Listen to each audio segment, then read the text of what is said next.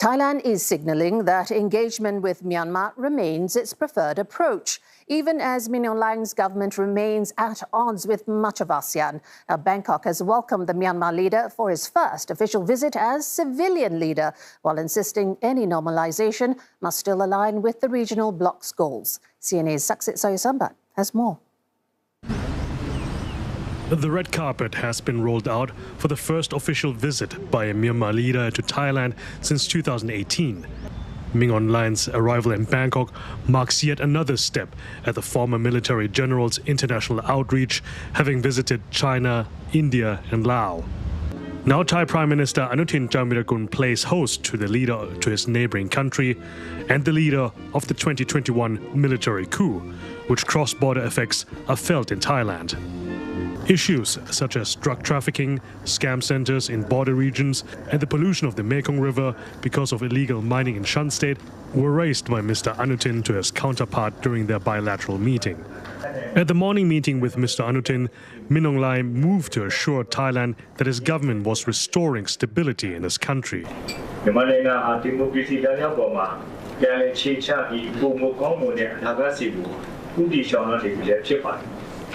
Instead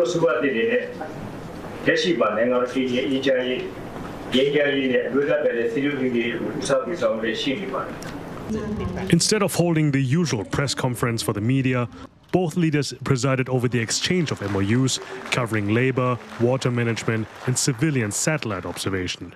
Thailand remains one of the stronger proponents of maintaining contact with Myanmar's military since the 2021 coup. They're calling it here a calibrated engagement. But Myanmar's leaders remain barred from any high-level ASEAN meetings, and the bloc upholds the five-point consensus, which aims to reduce violence and also calls for all political stakeholders to advance dialogue. But critics say that by rolling out the red carpet for Min Aung Hlaing, Thailand is lending legitimacy to his military government.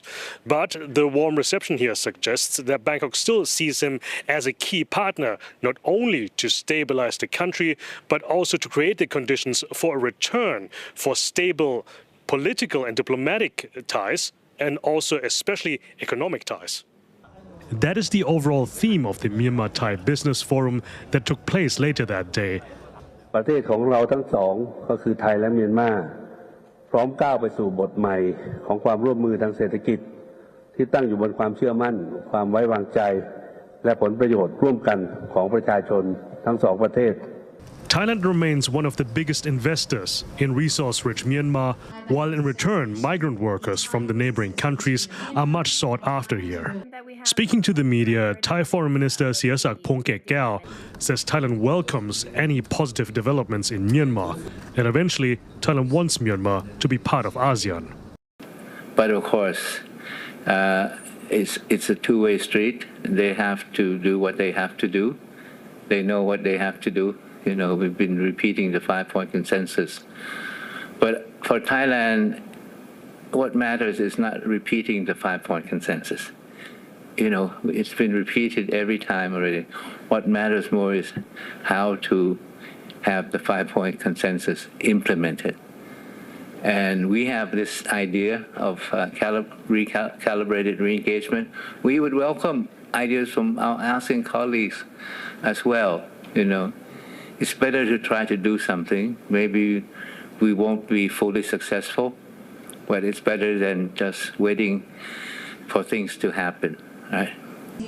For now, Bangkok is betting that engagement, not isolation, offers the best chance of influencing its troubled neighbor. Whether that approach delivers results remains an open question. Saksith Saiyasombut, CNA, Bangkok.